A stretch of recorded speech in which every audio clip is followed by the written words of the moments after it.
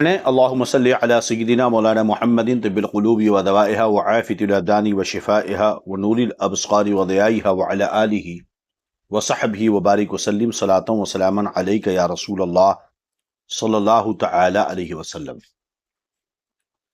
مسلسل درس تفسیر قرآن میں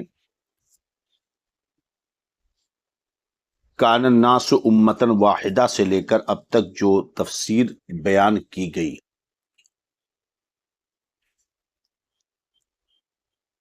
اور اس کے بعد اشہر حرم میں قتال کے تعلق سے آیے کریمہ 214 سے لے کر کے 213 سے لے کر اب تک کل 226 نمبر تک کی آیت کریمہ آپ حضرات نے ترجمہ اور تفسیر سماعت کی۔ یہاں مسلسل کچھ مسائل کا ذکر آتا رہا، تو کچھ ضروری گزارشات ہم یہ چاہتے ہیں کہ یہاں پر آپ حضرات کے گوشے گزار کر دیں۔ پہلے تو یہ کہ اشہر حرم کی تو وضاحت ہم نے کر دی تھی، چونکہ موجودہ وقت میں بہت سارے حالات پیش نظر ہوتے ہیں اور جہاد کے لفظ کو استعمال کر کے کہیں اس کا تو غلط معنی پہنایا جاتا ہے۔ دو طرح کے یہاں پر لوگ ہیں، کچھ لوگ تو جہاد کے معنی کو دہشت گردی کا جامہ پہنا دیتے ہیں، اور کچھ لوگ وہ ہیں جو بالکل جہاد کا مطلب ہی ختم کر دیتے ہیں۔ تو اس طرف بھی زیادتی کر رہے ہیں، اس طرف بھی زیادتی کر رہے ہیں، یہ افراط و تفرید کے شکار ہیں۔ یاد رہے کہ جہاد کا معنی ہے کہ دین کی سربلندی کے لیے کافروں سے لڑنے میں اپنی پوری طاقت صرف کرنا، یہ جہاد ہے۔ اس کی دو قسمیں ہیں، ایک ہے فرض عین، دوسرا ہے فرض کفایہ۔ چنانچہ علامہ علاء الدین کاسانی تحریر فرماتے ہیں کہ اگر جہاد کے لیے روانہ ہونے کا مسلمانوں کو عام حکم دیا جائے تو جہاد فرض عین ہے، اور اگر عام حکم نہ ہو تو جہاد فرض کفایہ ہے۔ یعنی بعض مسلمانوں کے جہاد کر لینے سے باقی مسلمانوں سے جہاد کی فرضیت ساقط ہو جاتی ہے۔ اچھا، مگر جہاد کے کیا کسی بھی وقت جب چاہیں جہاد کو واجب مان لیں یا جہاد کے لیے نکل پڑیں؟ نہیں، جہاد کے واجب ہونے کی کچھ شرطیں ہیں، جس میں ہمارے فقہاء نے 7 شرطوں کا جو ذکر کیا، اس فقیر کو جو علم ہے وہ یہاں پر ذکر کرتا ہوں۔ نمبر 1، مسلمان ہونا کہ کافر لائق اعتماد نہیں، ظاہر سی بات ہے۔ دوسرا، بالغ ہونا کہ نابالغ کمزوری کی وجہ سے جہاد نہیں کر سکتا ہے۔ نمبر 3، عاقل ہونا کہ دیوانہ سے جہاد نہیں ہو سکتا ہے، بھائی ظاہر سی بات، دیوانہ کیا جہاد کرے گا۔ نمبر 4، آزاد ہونا کہ غلام خود مختار نہیں ہوتا ہے۔ نمبر 5، مرد ہونا کہ عورتیں جہاد کے کام کو سنبھالنے کی اہلیت نہیں رکھتی۔ چھٹے، کہ تندرست ہونا کہ معذور شخص لڑنے کی طاقت نہیں رکھتا۔ نمبر 7، یہ کہ ضروریات کا خرچ موجود ہو، اس کے بغیر سامان، جو لڑائی کے سامان ہوتے ہیں، اس کا انتظام نہیں ہو سکتا ہے۔ جن موقعوں پر یہ تو ہوا کہ یہ شرطیں کسی کے اندر پائی گئیں، اب مواقع کا بھی مسئلہ ہوتا ہے کہ جن موقعوں پر جہاد فرض ہے وہ کیا ہے۔ جب کسی مسلمان ملک کا امیر ملک کے ہر شہری کو جہاد کے لیے روانہ ہونے کا حکم دے، خواہ وہ شہری فوجی ہو یا غیر فوجی، اس وقت اس ملک کے ہر مسلمان پر جہاد کرنا فرض عین ہے۔ مسلمان کے ملک کا امیر، مسلم ملک کا امیر، ٹھیک ہے۔ نمبر دوسری موقع کی بات جو ہے، جس علاقے کے لوگ دشمن اسلام سے قریب ہوں اور اس سے جہاد کرنے پر قادر ہوں، ان پر اس سے جہاد کرنا فرض عین ہے۔ یاد رہے، کافر قریب ہوں اور جہاد کرنے پر قادر ہوں، یہ نہیں کہ الٹے خود تباہ و برباد ہو جائیں، کیونکہ اپنے آپ کو ہلاکت میں ڈالنا یہ بھی جائز نہیں ہے۔ لا یکلف اللہ نفسا الا وسعہا، ہے نا، کہ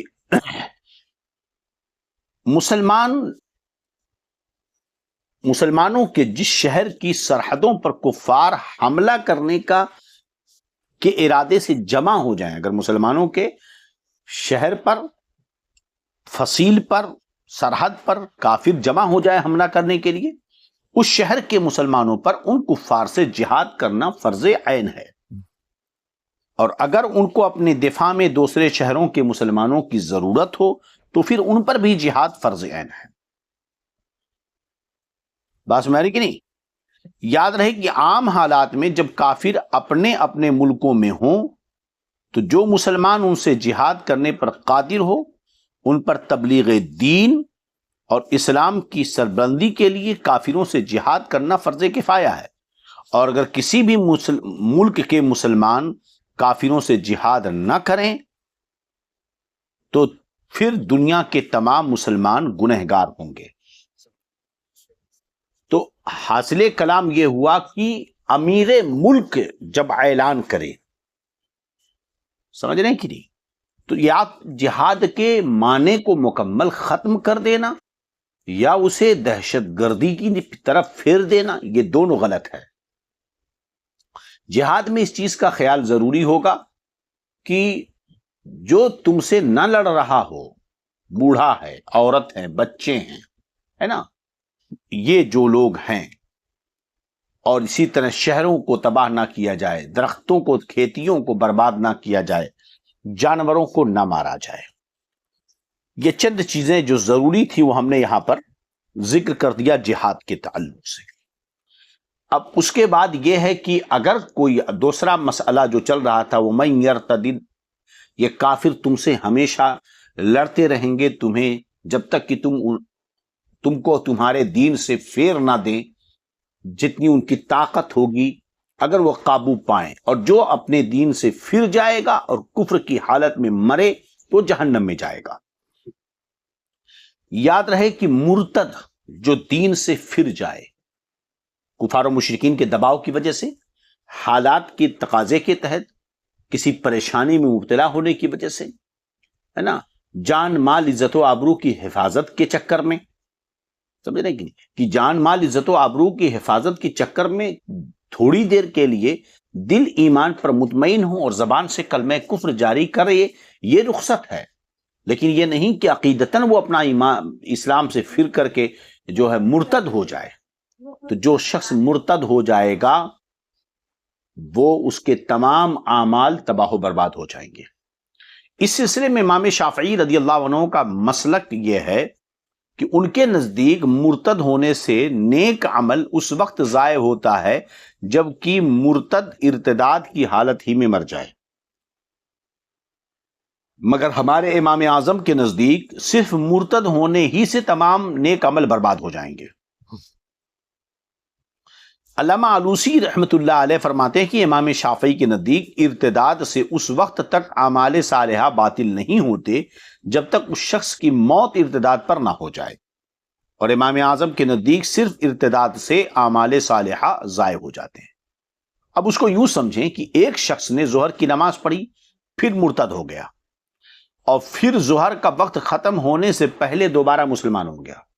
مثلا اس نے 1:15 بجے 1:30 بجے ظہر کی نماز پڑھی اور اس کے بعد 2:30 بجے وہ پھر مرتد ہو گیا، اور پھر جو ہے 3:30 بجے پھر مسلمان ہو گیا۔ تو امام اعظم کے نزدیک اس پر ظہر کی نماز کا اعادہ لازم ہے، کیونکہ جو اس نے ظہر پڑھی تھی وہ گئی، اب پھر وہ جو مسلمان ہو رہا ہے چونکہ ظہر کے وقت ہی میں ہو رہا ہے اسی لیے اس کو پھر سے ظہر پڑھنی پڑے گی۔ اور امام شافعی کے نزدیک اعادہ لازم نہیں ہے، کیونکہ وہ کہتے ہیں کہ نہیں، مسلمان ہو گیا نا تو اس کی ظہر کی نماز اب باقی ہے، برباد نہیں ہوئی۔ چلیے، تو اس تعلق سے مذہب حنفی کی تائید میں بہت ساری آیتیں کریمہ، جیسے سورہ مائدہ کی وَمَن يَكْفُرْ بِالْإِيمَانِ فَقَدْ حَبَطَ عملو، جو مسلمان سے کافر ہوا اس کا کیا دھرا سب برباد. وَلَوْ أَشْرَكُوا لَحَبَطَ عَنْهُمْ مَا كَانُوا يَعْمَلُونَ، اگر وہ شرک کرتے تو ضرور ان کا کیا تباہ ہو جاتا، اکارت ہو جاتا.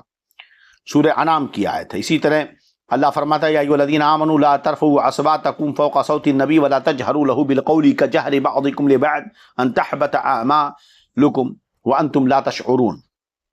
اے ایمان والو، اپنی آوازیں اونچی نہ کرو اس غیب بتانے والے نبی کی آواز سے، اور ان کے بارگاہ میں چلا کر نہ بات کرو جیسے میں کہ ایک دوسرے کے سامنے چلاتے ہو، کہیں تمہارے عمل اکارت نہ ہو جائیں اور تمہیں خبر نہ ہو.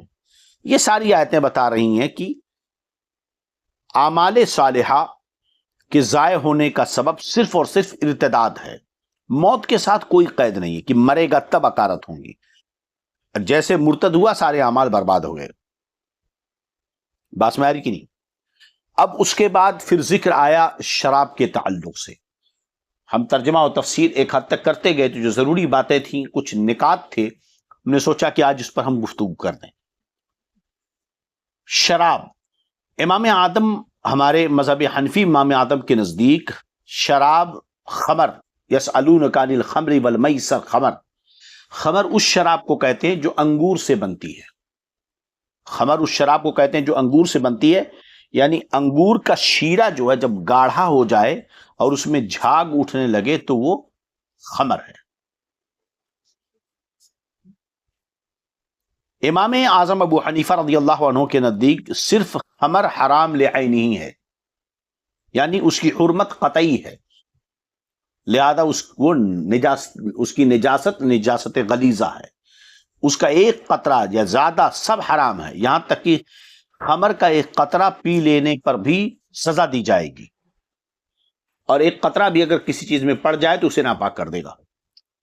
باقی نشہ آور چیزیں پینے والی ہوں چاہے جیسی ہوں، ان کی حرمت ظنی ہے، مگر اس کا بھی ہر قطرہ مثل خمر حرام اور ناجائز ہے. حرمت ظنی ہے لیکن اس کا ایک قطرہ اب بھی حرام اور ناجائز ہے، اور اس کی نجاست غلیظہ ہے. البتہ اس کے پینے میں حد اس وقت لگے گی جب نشہ کی مقدار پی لی جائے. تو انگور سے بنا ہوا شراب وہ خمر ہے، ایک قطرہ پی لے گا تب بھی حد لگے گی. اگر دوسری چیز سے بنا ہوا شراب ہے تو اس وقت حد لگائی جائے گی جبکہ اس کو نشہ آ جائے. لیکن اس کا پینا حرام ہونا اور اس کا حرام ہونا یہ تو بہرحال ہر صورت میں ہے، چاہے وہ ایک قطرہ ہو چاہے دو قطرہ ہو. چنانچہ صاحب ہدایہ یہ لکھتے ہیں کہ شراب کا ایک قطرہ بھی پی لیا تو حد واجب ہوگی، اور باقی 3 شرابوں کے پینے سے حد اس وقت واجب ہوگی جب نشہ ہو جائے.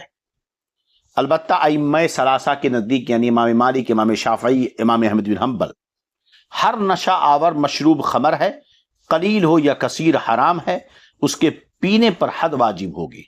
دلیل ان کی نبی کریم صلی اللہ تعالی علیہ وسلم نے ارشاد فرمایا ما اسکر کثیرہ فقلیلہ حرام، جس کی کثیر مقدار نشہ آور ہو اس کی قلیل مقدار بھی حرام ہے. یہی وجہ ہے کہ امام شافعی وغیرہ کے نزدیک سگریٹ اور تمباکو وغیرہ یہ سب حرام ہے. سمجھ رہے ہیں کہ نہیں؟ کیونکہ وہ کثیر پی لو تو نشہ دیتا ہے تمباکو وغیرہ، اس کا قلیل بھی حرام ہے. مگر اس کے چند جوابات ہیں. اول یہ کہ یہ حدیث ما اسکر کثیرہ فقلیلہ حرام، یہ ہمارے نزدیک یہ حدیث ضعیف ہے، اور حدیث ضعیف سے فضیلت کے باب میں قبول کی جائے گی، اس کے ذریعہ حرمت ثابت نہیں ہو سکتی ہے. دوسرے کی یہ حدیث منسوخ ہے کہ ابتداءً نشہ آور جو ہے چیزیں پینے والی چاہے وہ قلیل مقدار میں ہوں حرام کر دی گئی، مگر بعد میں حضور صلی اللہ علیہ وسلم نے نبید بنانے والے برتنوں میں پینے کی اجازت دی اور فرمایا پیو اور نشہ نہ کرو، تو یہ حکم منسوخ ہو گیا پہلے والا حکم. امام اعظم کی دلیل یہ ہے کہ حضرت ابن عباس رضی اللہ عنہ نے فرمایا خمر حرام کی گئی چاہے وہ قلیل ہو یا کثیر، اور ہر پینے والی چیز میں سے نشہ آور کو حرام کیا گیا، تو پینے والی چیز میں اگر نشہ ہو تو وہ حرام ہوگی. تو یہ حدیث متعدد طرقوں سے مروی ہے اور قوی بھی ہے، جس سے واضح ہوا کہ خمر کے سلسلے میں امام اعظم کے مذہب کی بنیاد ٹھیس دلیلوں پر قائم ہے۔ اب رہا جوا، تم جوئے کے تعلق سے میر سید شریف جرجانی قدس سرہ تعریف قمار کی تعریف کرتے ہیں کہ قمار ہر وہ کھیل جس میں یہ شرط ہو کہ ہارنے والے کی کوئی چیز جیتنے والے کو دے دی جائے گی تو وہ قمار ہے، جس میں ہو کہ ہارنے والے کی چیز جیتنے والے کو دے دی جائے گی۔ سمجھ رہے کہ راجے قول امام اعظم کا ہے۔ تو قمار یعنی جوا گناہ کبیرہ اور حرام قطعی ہے۔ ہم نے بتایا تھا لاٹری، معمہ بازی، تاش، شطرنج، کیرم بورڈ، کرکٹ، فٹ بال، والی بال اور دیگر وہ تمام کھیل جن میں ہار جیت پر رقم لگائی جائے ان سب کا کھیلنا حرام ہے۔ اسی طرح جو کہتے ہیں ایک بال پر رقم لگائی جاتی ہے، یہ بال مارا چھکا جائے گا کہ چوا؟ اس نے کہا چھکا، ٹھیک ہے لگا لے 10,000۔ اس نے کہا نہیں چوکا جائے گا، نہیں چوکا تو 50,000 لگا لے۔ یہ جو لگایا جاتا ہے یہ حرام و ناجائز ہے۔ تو یہ سب کیا ہے؟ ہار جیت والے رقم لگائی جائے ان سب کا کھیلنا حرام، وہ سب کے سب قمار میں داخل ہے۔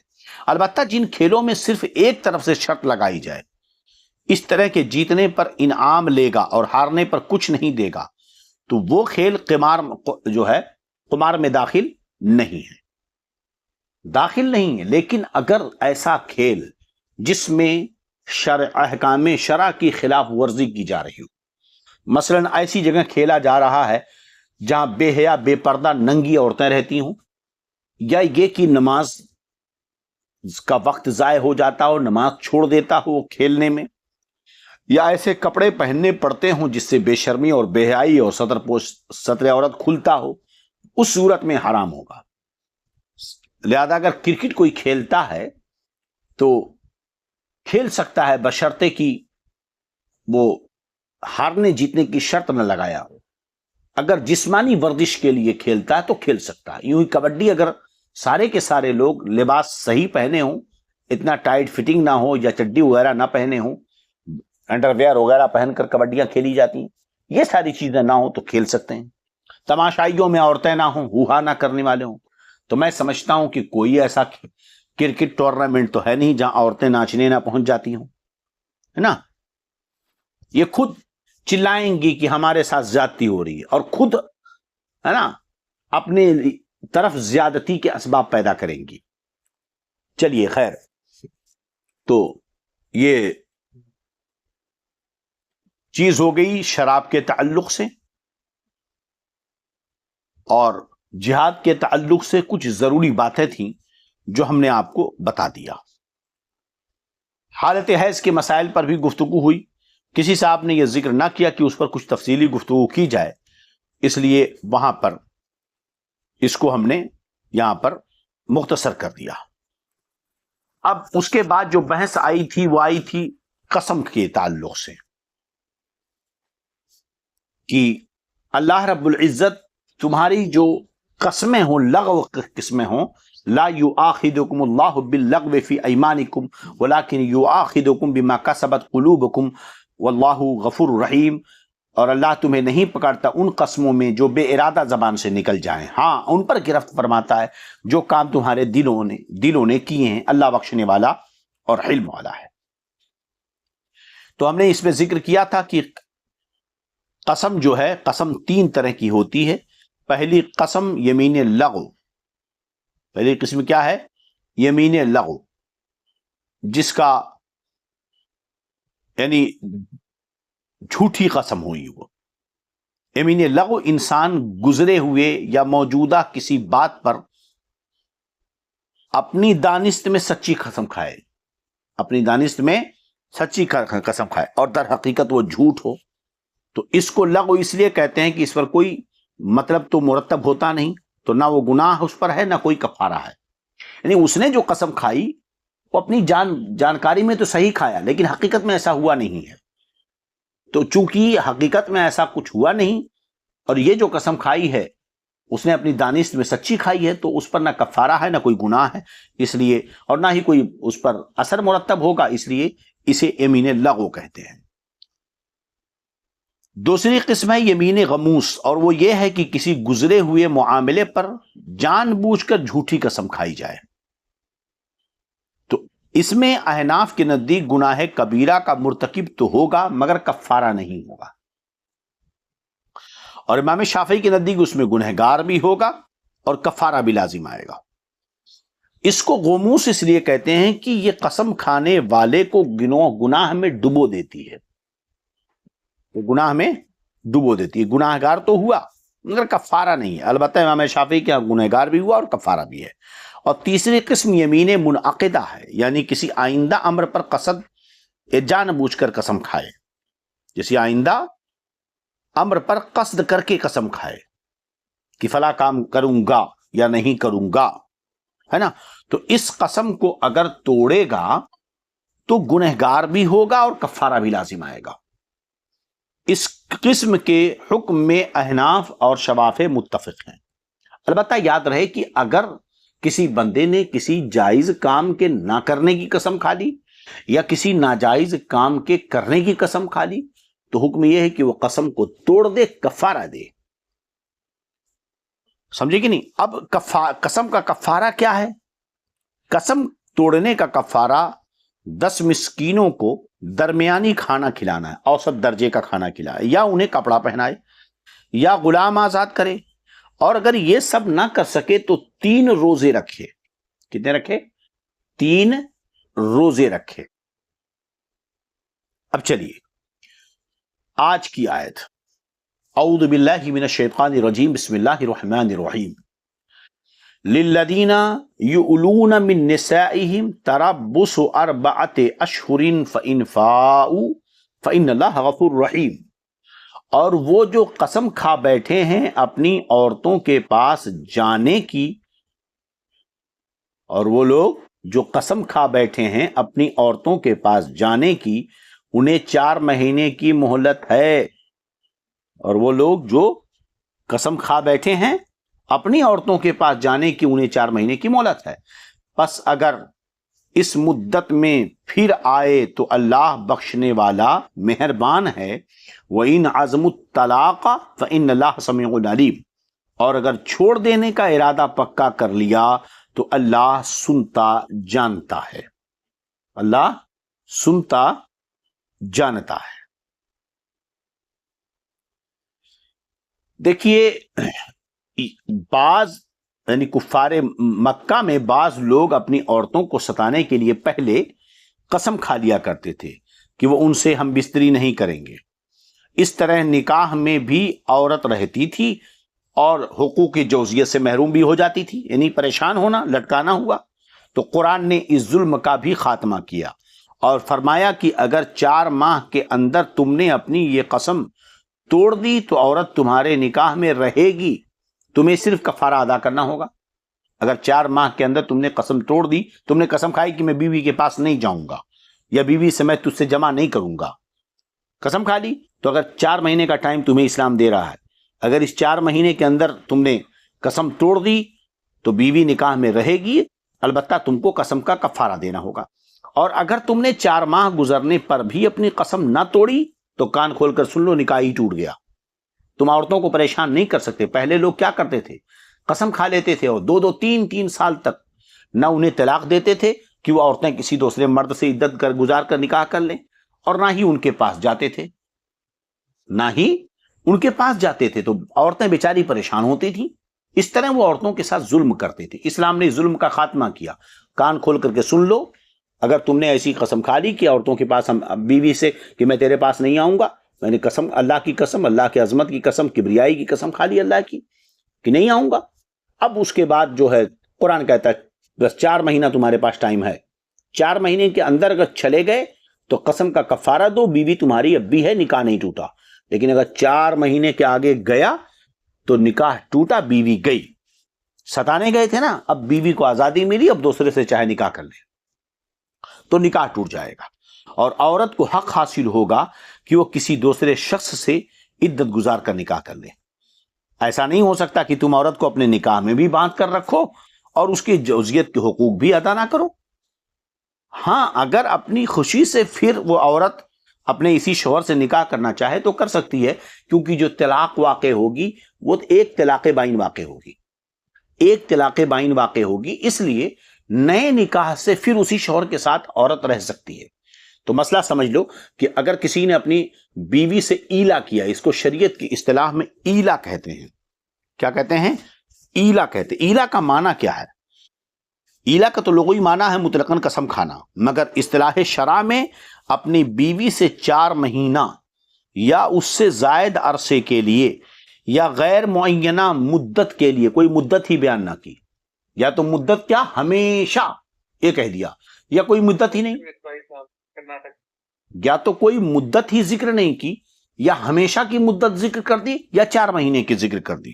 کیا قسم کھائی کہ اپنی بیوی سے میں 4 مہینہ یا ہمیشہ کے لیے، یا یہ کہا کہ اپنی بیوی سے کہہ دیا کہ ہم بستر نہ ہونے کی قسم کھا لی۔ یہ ہے ایلا، اگر شوہر ایسی قسم کھا لے۔ اب اس کی 3 صورتیں ہوں گی۔ شوہر نے قسم کھائی اللہ کی کہ میں اپنی بیوی سے 4 مہینہ ہم بستری نہیں کروں گا، یہ ہوا، یا یوں قسم کھائی کہ شوہر نے اپنی بیوی کے بارے میں کہا کہ میں تجھ سے کبھی بھی ہم بستری نہیں کروں گا، اور یا یوں قسم کھائی کہ میں تجھ سے ہم بستری نہیں کروں گا۔ قسم کا اللہ کی قسم کھائی، اس کی عظمت یا کبرائی کی، اس کے کلام کی قسم کھائی کہ میں تجھ سے 4 مہینہ ہم بستری نہیں کروں گا۔ دوسری صورت یہ کہ میں تجھ سے کبھی بھی ہم بستری نہیں کروں گا۔ ایک صورت یہ ہوئی کہ میں تجھ سے ہم بستری نہیں کروں گا، کبھی بھی کا لفظ نہیں ذکر کیا۔ تو 2 صورتوں میں، ایک میں تو وقت کا ذکر ہے مگر ہمیشہ کی، اور ایک میں تو وقت کا ذکر ہی نہیں ہے، اور ایک میں 4 مہینے کے وقت کا ذکر ہے۔ شریعت کہتی ہے 4 مہینے کے اندر اندر قسم توڑو اور بیوی کو نکاح میں بچا کے رکھو، اور اگر تم نے 4 مہینہ آگے گزار دیا تو بیوی تمہاری نکاح سے نکل گئی، بیوی تمہاری کیا ہوئی؟ نکاح سے نکل گئی۔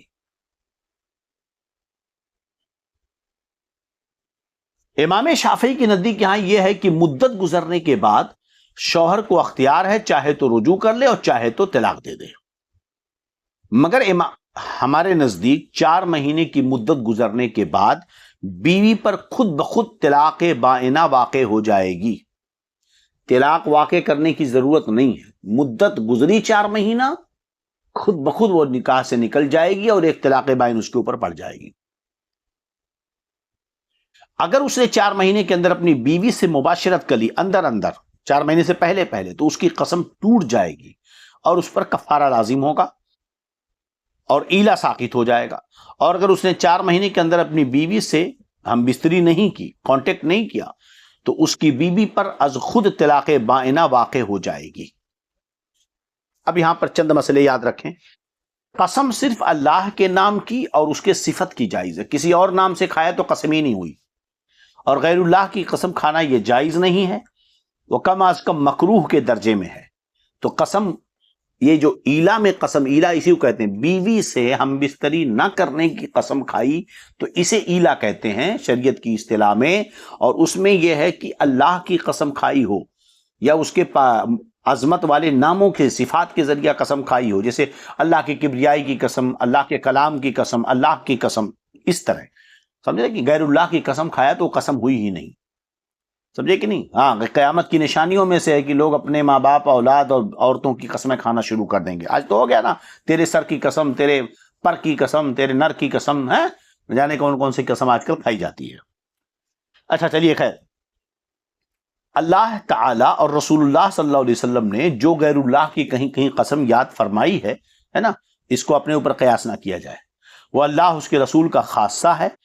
ہم اپنے کاموں کا، اپنے افعال کا قیاس اللہ اس کے رسول کے افعال پر نہیں کر سکتے۔ غیر اللہ کی قسم کھانا منع ہے۔ اب ایلا کی مدت کا مسلم 4 مہینہ ہے، اگر 4 ماہ سے کم کی قسم کھائی تو یہ ایلا نہیں ہے، یہ ایلا نہیں ہے۔ اب مزید تفصیل کے لیے بہار شریعت کو دیکھا جا سکتا ہے۔ تو اب یہاں پر دیکھیے، ایک تو حیض کا مسئلہ آیا، دوسرا قسم کا مسئلہ آیا۔ تو قسم کی بات تو اس میں بھی بڑی تفصیلیں ہیں، اس پر بھی ایک الگ بحث ہونی چاہیے۔ اب یہ ایلا کا مسئلہ آ گیا، یہاں ہم نے ایک حد تک وضاحت آپ صاحب کے سامنے کر دی ہے۔ اب اس کو یوں سمجھیں کہ شوہر نے قسم کھائی 4 مہینہ میں تیرے قریب نہیں آؤں گا، تو حکم یہ ہے کہ 4 مہینے کے اندر اندر اپنی بیوی سے وہ رجعت کر لے، چلا جائے، قسم توڑ دے، کفارہ ادا کرے، اور قسم کا کفارہ ادا کرے گا۔ ہو گیا؟ اچھا، اب وہ کفارہ ادا کرے گا، اور اگر 4 مہینے کے اندر اندر نہیں گیا بلکہ مدت گزر گئی، تو اب اس صورت میں عورت پر خود بخود ایک طلاق بائن واقع ہو جائے گی اور وہ نکاح سے نکل جائے گی۔ اب وہ آزاد ہے کہ عدت گزار کر دوسرے مرد سے نکاح کر سکتی ہے۔ پہلے زمانے جاہلیت میں اس کے خلاف ہوتا تھا کہ 3 سال 4 سال بیویوں کو ایسے ہی لٹکا دیتے تھے، جس کی وجہ سے بیچاری کی زندگیاں خراب ہو جاتی تھی۔ اسلام نے یہ کہا۔ اب چونکہ اس دور میں بڑا عجب سا ماحول بن گیا ہے نا، ہم بار بار کیا کہیں، ایک مرد کسی دوسری عورت سے ناجائز تعلق رکھے تو سماج اسے برا نہیں سمجھ رہا ہے۔ اتنے برے دور آ گئے ہیں، لا حول ولا قوت الا باللہ۔ اس کو نہیں برا کہتے، لوگ شان سے بیان کرتے ہیں، ہنستے ہیں، مست رہتے ہیں، ہے نا، ایک دوسرے کو سناتے ہیں یہ سب بے حیائی کی باتیں۔ لیکن اگر وہیں ایک مرد کسی دوسری عورت سے نکاح کر لے، دوسرا نکاح کر لے، ضرورت تھی اس کو تیسرا نکاح کر لیا، اور اس کے پاس طاقت ہے کہ دونوں کے اخراجات برداشت کر سکے، تو اس کو اتنا بڑا عیب قرار دیا جاتا کہ ایسا لگتا ہے کہ اس نے دوسری شادی نہیں کی، بلکہ ہیرا منڈی میں جا کر کسی طوائف کے کوٹھے پہ رہ رہا ہے۔ اس قدر اس کو بیان کہ ارے اس نے ایسا کر لیا، ارے اس نے ایسا کر لیا، ارے اس نے ایسا کر لیا، ارے اس نے ایسا کر لیا۔ نکاح کو بھی لوگوں نے مشکل کر دیا ہے اور طلاق کو بھی مشکل کر دیا ہے۔ ہاں، دونوں آسان ہونا چاہیے، دونوں میں آسانیاں ہوں، اور بہتری کب آئے گی جب دونوں طرف صحیح تعلیم اور نظریات بہتر ہوں۔ دونوں طرف نظریات بہتر نہیں ہیں۔ دیکھیے بھائی، شریعت نے اجازت دی کہ مطلب اگر بیوی ہے اور ایک مرد ہے جو طاقت و توانا ہے، تندرست ہے، اس کے اندر قوت موجود ہے، اور بیوی کبھی بیمار ہو جاتی ہے، آپریشن ہوئے، بچے ہوئے، کوئی مسئلے ہوئے، تکلیفیں ہیں، اگر وہ طاقت ہے دوسری شادی کرے، مگر شرط یہ ہے کہ دونوں کے حقوق کو شرعی حدود کے اندر ادا کرے۔ کیا یہ بہتر ہے کہ یا وہ بہتر ہے کہ ناجائز رشتے قائم کرے؟ دیکھا جائے تو 50% کے اوپر لوگوں کی حالتیں اتنی خراب ہیں، ناجائز رشتوں کی طرف وہ بھاگے جاتے ہیں، اور سماج میں اتنا بڑا عیب بنا ڈالا ہے کہ ایسا لگتا ہے کہ کسی طوائف کے کوٹھے پہ رہ رہا ہے، دوسری شادی نہیں کیا، طوائف کے کوٹھے پہ رہ رہا ہے۔ ایک عجب سا ایک اسکل بنا دیا جاتا، ارے اس نے دوسرا شادی کی، اس نے دوسری شادی کی، اس نے دوسری شادی، ہنگامہ برپا کیا وہ کر دیتے ہیں۔ اچھا، اس کے بعد دوسری طرف دیکھ لیجئے، طلاق۔ یقیناً طلاق دینا بہت بری چیز ہے، لیکن شریعت نے کب اجازت دی؟ یہاں تو عورتوں کے حقوق کی حفاظت کی گئی۔ بھئی شوہر طلاق نہ دے، پریشان کرے زندگی بھر۔ فَإِنْ خِفْتُمْ أَلَّا يُقِيمَ حُدُودَ اللَّهِ، جب تم اللہ کے حقوق نہ ادا کر سکو، یعنی بیوی شوہر کو لے کوسے جا رہی ہے، تو مر جائے گا، تیرے منہ میں کیڑے پڑیں گے، تو جہنم میں جائے گا، کیا کیا گالیاں اس کے حقوق، گالیاں دینا، اس کو جھگڑنا، ناراض ہو کر اس سے الگ سونا۔ تو کیا یہ حدیث پاک میں نہیں ہے کہ اگر کوئی شوہر جو ہے بیوی کو اپنی طرف بلائے اور وہ نہ آئے تو اس پر لعنت ہوتی ہے؟ اگر کوئی رات شوہر سو جائے بیوی سے ناراض ہو کر، تو وہ اگر اس رات میں اس کی موت ہو، جنت کی خوشبو نہ پائے؟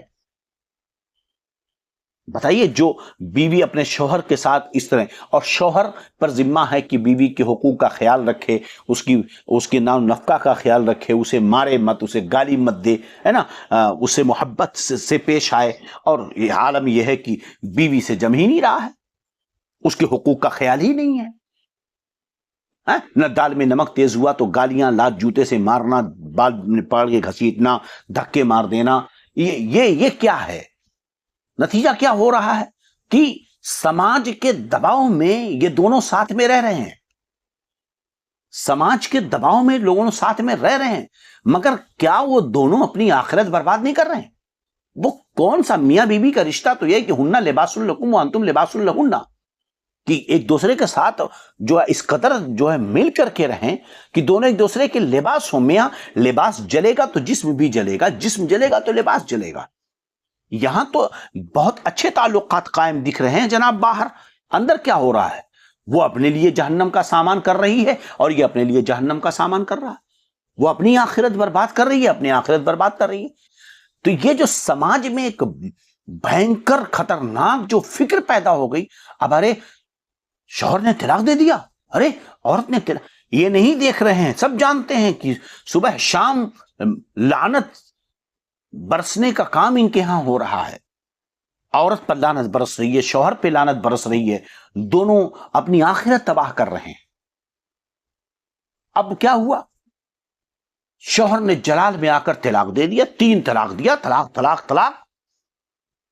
مگر پھر بھی یہ عورت، شوہر، پورا خاندان مل کر اس مولوی کی تلاش میں ہوتا ہے جو مولوی یہ کہہ دے نہیں ایک ہی طلاق ہوا ہے. اور پھر صرف سماج کے دباؤ میں انہیں یا اپنی نفس کی خواہش میں نہ جانے کون سی فکر ہوتی، تو آخر کچھ تو ہے، کچھ تو ہے بھائی. جس شوہر کو، جس مرد کو اپنی بیوی کی اتنی بھی اہمیت نہ ہو کہ اس نے طلاق دے دے، پھر غیرت دار تو عورتیں وہ ہوتی ہیں نا کہ بھئی طلاق دے دیا تو پھر اس کے ساتھ رہنا کیوں، لیکن پھر حلالہ کر کے اس کے ساتھ لوٹنے کے لیے تیار ہے، حلالہ کر کے بھی لوٹنے کے لیے تیار ہے. پھر اس کے بعد ہنگامے ہوتے ہیں کہ بھئی کیا یار سنی لوگ حلالہ کرواتے ہیں. کہا کس نے تم سے کہ تم حلالہ کر کے اس کے ساتھ جاؤ؟ جس شوہر کو، جس مرد کو تمہاری عزت و عظمت کی اتنی فکر نہیں، کیا اسے نہیں معلوم کہ اگر میں 3 طلاق دے دوں گا دوبارہ اسے حلالہ کر کے رکھنا پڑے گا؟ تو گویا کہ وہ تمہاری عزت کو بیچ رہا ہے 3 طلاق دے کر، پھر تم اسی کے ساتھ جانے کے لیے تیار ہو. لیکن نہیں، سماج میں اس کو تو اتنا برا سمجھا گیا نا. اب دوسرے شوہر سے شادی کرے گی تو ایسا لگے گا کہ شادی نہیں، کہ وہ تو بھاگ کر گئی اس کے ساتھ. ایسا لگے گا کہ نہیں، وہ تو دھندے کر رہی ہے. لا حول ولا قوت الا باللہ. جو ماحول سماج کا بنایا گیا ہے مغربی دنیا. سوچئے آپ، ایک ایکٹر کھلے انداز میں اپنے شوہر سے طلاق لیتی ہے، کروڑوں کا ڈیمانڈ کرتی ہے، اور اپنے شوہر سے طلاق لے کر کورٹ میں وہ کسی اور کے ساتھ، شوہر کے ہوتے ہوئے کسی دوسرے کے ساتھ رہ رہی ہے. اور جب اس پر سوال ہو تو کہتے نہیں، یہ اس کا حق ہے، یہ اس کا حق ہے. اور اگر کوئی عورت طلاق لے لے اپنے شوہر سے تو کہتے ہیں یہ کون سی بات ہو گئی. اگر یہی چیز مسلمانوں میں ہو کہ بھئی شوہر بیوی کے درمیان ایک کانٹریکٹ ہے نکاح، اب نہیں جم رہا ہے دونوں کا، دونوں الگ ہو گئے، یہ عیب ہے. اگر وہ عورت، اگر وہ ایکٹرز، لڑکیاں طلاق مانگیں، ناجائز ریلیشن شپ میں رہیں، لیونگ ریلیشن میں رہیں، واہ بھائی یہ ترقی ہے، کتنی عزت دار ہیں وہ. اور اگر یہی چیز اسلام میں ہو تو یہ کیا عورتوں کے ساتھ ظلم ہو رہا ہے؟ شوہر طلاق نہیں دینا چاہتا ہے، یہی جو اٹھ کر آتی ہیں نصیحت دینے کے لیے، ان کا شوہر انہیں طلاق نہیں دے رہا ہے، تب یہ کورٹ میں کیس کرتی ہیں، کروڑوں کا مانہانی کا مقدمہ کرتی ہیں، کروڑوں اربوں روپے کا ڈیمانڈ کرتی ہیں، مجبور ہو کر کے شوہر طلاق دے دیتا ہے. کتنے انجینئر، پروفیسر لڑکیاں، ہائی ایجوکیشن لڑکیاں، بڑے بڑے ڈاکٹرز لڑکیاں ایسی ہیں جنہوں نے شوہروں سے طلاق لے لی ہے صرف افیئر کے چکر میں. لاکھوں کروڑوں ایٹھے انہوں نے اپنے شوہروں سے. اس وقت تو انہیں ان کا حق یاد آتا ہے، تب شوہروں کے حقوق نہیں سمجھ میں آتے. اور اگر کوئی شوہر اپنی بیوی کو طلاق دے دے تو کہتے ہیں اسلام میں یہ ظلم ہو رہا ہے. لا حول ولا قوت الا باللہ. تو یہ جو معاملات ہیں، اسلام نے کتنی بہتری پیدا کی ہے کہ اگر تم اپنی بیویوں کو تم پریشان، اسلام نے جو آزادی کا نظریہ دیا وہ کسی نے نہیں دیا ہے. اسلام میں بادشاہت ہے مگر سارے اصول جمہوری ہیں. دیکھیے کس قدر جمہوری کہ عورت کو بھی وہی حق حاصل ہے، شوہر کو بھی وہی حق حاصل ہے کہ تم، پہلے لوگ اپنی بیویوں کے بارے میں قسم کھا، ستانا ہوتا تھا، غصہ آیا، جھگڑا، غصہ آیا، ستانا چاہ، ٹھیک ہے قسم کھا لی، میں تمہارے ساتھ، تجھ سے ہم بستری نہیں کروں گا، جا آج کے بعد میں تجھ سے بات ہی نہیں کروں گا، 1 2 3 سال نہیں کروں گا، 4 سال نہیں، قسم کھا لیا ہوں نا 4 سال، اب میں تجھ سے بات نہیں کروں گا. اسلام کہتا سنو 4 مہینہ بس. یہ عورتیں کوئی جانور نہیں ہیں کہ تم انہیں باندھ کر رکھ لو جب تک چاہو، جنگل میں جا کے چھوڑاؤ. 4 مہینہ بس. ایک عورت ایک شوہر سے 4 مہینہ الگ رہ سکتی ہے. اس میں بھی 4 مہینے کی جو حکمت بہت بڑی ہے. چنانچہ حضرت عمر فاروق رضی اللہ تعالی عنہ ایک مرتبہ رات میں گشت لگا رہے تھے رعایا کا. آپ نے دیکھا کہ کسی گھر کے چھت سے کسی عورت کا کچھ گیت سنائی دیا. اپنی زبان میں گیت کہہ لے, کچھ عربی اشعار پڑھ رہی تھی گا گا کر کے, جس کا معنی اور مطلب کچھ یوں تھا کہ موسم بڑا سہانا ہے, بڑا خوبصورت ہے, آسمان بڑا خوبصورت نظر آ رہا ہے, چاندنی رات ہے, ستارے ہیں, ہاں پرندے ہیں, سب مست ہیں, تم کہاں دور چلے گئے ہو, تم ہوتے تو آج میرے ساتھ ہوتے, میری چارپائی ہلتی, مجھے بھی کچھ خوشیاں ملتی. اس طرح کے کچھ جملے تھے. حضرت عمر فاروق رضی اللہ عنہ نے سنا, واپس آئے, اس عورت کو بلوایا, دربار میں حاضر ہوئی تو فرمایا کہ ایسے گندے اشعار کیوں پڑھ رہی تھی تو اس نے کہا کہ حضور میں کوئی گندے اشعار نہیں پڑھ رہی تھی, میں اپنے شوہر کی یاد میں یہ پڑھ رہی تھی, میری شادی ہو چکی ہے, میں اپنے شوہر کی یاد میں پڑھ رہی تھی. سرکار عمر فاروق رضی اللہ عنہ نے فرمایا ایسی بات ہے, معاملہ کیا ہے؟ تو اس نے کہا کہ حضور میرا شوہر جہاد میں پر گیا ہے اور سال برسوں بیت چکے ہیں, ابھی تک واپس نہیں آیا ہے, تو میں اسی کی یاد میں یہ اشعار پڑھ رہی تھی, مجھے آج اس کی بڑی یاد آ رہی تھی. حضرت عمر فاروق رضی اللہ تعالی عنہ نے اسے معاف کیا. پھر حضرت حفصہ رضی اللہ تعالی عنہ ام المومنین سے, جو حضرت عمر فاروق کی بیٹی ہیں, ہمارے نبی صلی اللہ علیہ وسلم کی جوزہ ہیں, ہم سب کی ماں ہیں, ان سے پوچھا کہ ایک عورت شوہر کے بغیر کتنے دن تک رہ سکتی ہے؟ تو انہوں نے اپنے چہرے کو چھپایا, ظاہر سی بات ہے شرم و حیا کی بات ہے, چھپایا, لیکن اس شرعی مسئلہ بیان کرنے میں شرم و حیا نہیں ہونی چاہیے. انہوں نے انگلی کے اشارے سے 4 مہینے کا اشارہ کیا. تو حضرت عمر فاروق نے ایک ریلیجیشن کیا بولتے ہیں اس کو, ایک جو ہے رول پاس کیا, ریزولیشن پاس کیا, وہ میرے منہ سے نکل نہیں رہا تھا, ہاں ریگولیشن پاس کیا, ریزولیشن پاس کیا, ایک اصول اور قانون جاری کیا کہ لا یحبس الجیوش فوق 4 اشہر, کہ آج کے بعد ہے نا کوئی بھی فوجی محاذ جنگ پر 4 مہینے سے زیادہ نہ روکا جائے. آج کے بعد سے کوئی بھی فوجی, پہلے لوگ سال 2 سال جنگوں پہ چلے جاتے تھے, تو حضرت عمر فاروق رضی اللہ عنہ نے ایک ریگولیشن پاس کیا, ایک قانون جاری کیا کہ لا یحبس الجیوش فوق 4 اشہر, کوئی بھی فوجی محاذ جنگ پر 4 مہینے سے زیادہ نہ روکا جائے, اسے 4 مہینے کے اندر واپس بھیج دیا جائے. یہ شپ کے قانون ہوں یا فوجیوں کے جو قانون ہیں, یہ آج کیا بنائیں گے؟ حضرت عمر فاروق رضی اللہ عنہ نے یہ سارے اصول بہت پہلے بنا دیے ہیں, اور جو آج یورپی دنیا پیدا کر رہی ہے نا, یہ سب حضرت عمر فاروق کے بنائے ہوئے دستاویز کی چوری ہے, اور اس کے علاوہ اور کچھ نہیں ہے. آج یہ چوریاں کر کے بنا رہے ہیں, مگر میرے عمر نے بہت پہلے ساری چیزیں دے دی تھی. یہاں آیت کریمہ میں بھی 4 مہینہ تم اپنی عورتوں کو الگ رکھ سکتے ہو, اس کے اندر واپس کر لو, قسم توڑو, کفارہ ادا کرو, ورنہ 4 مہینے کے آگے گئے تو بیوی بھی گئی, نکاح بھی ٹوٹا, اب وہ آزاد ہے, چل ستانے آیا تھا بیوی کو, اگر بیوی چاہیے تو ٹھیک, ورنہ وہ آزاد ہے, عدت گزارے, دوسرے سے نکاح کر لے. ہاں اگر دونوں رہنا چاہتے ہیں ساتھ میں تو نکاح جدید کے ساتھ رہ سکتے ہیں, کوئی حرج نہیں. ہاں اگر قسم کھا لی کہ اگر میں نہیں آؤں گا, اگر آیا تو 10,000 روپیہ صدقہ کروں گا, تو اگر 4 مہینے کے اندر واپس آنا چاہیے اسے, اور 10,000 روپیہ صدقہ کر دے.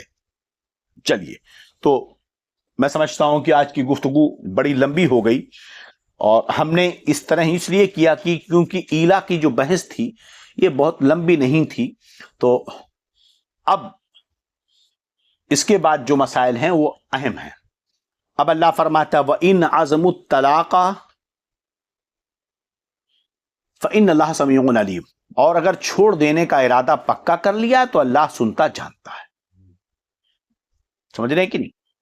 ہاں, تو اگر خوش 4 مہینہ تمہارے پاس ٹائم ہے, خوب سوچ سمجھ لے کہ عورت کو چھوڑنا ہے, اس کے لیے بہتر ہے یا رکھنا. اگر رکھنا بہتر سمجھے تو اس مدت کے اندر رجوع کرے تو نکاح باقی رہے گا اور قسم کا کفارہ لازم ہوگا. اور اگر اس مدت میں رجوع نہ کیا, قسم نہ توڑی, تو عورت نکاح سے باہر ہو گئی اور اس پر طلاق بائن خود بخود واقع ہو گئی. اب یہ کہ رجوع کیسے ہوگا؟ اگر مرد صحبت پر قادر ہے، کانٹیکٹ ہم بستری پر قادر ہے، تو رجوع صحبت ہی سے ہوگا، اور اگر کسی وجہ سے قدرت نہ ہو تو بعد قدرت صحبت کا وعدہ یہ رجوع کہلائے گا۔ سمجھ رہے ہیں کہ نہیں؟ تو اب اس کے بعد کی جو آیت کریمہ ہے،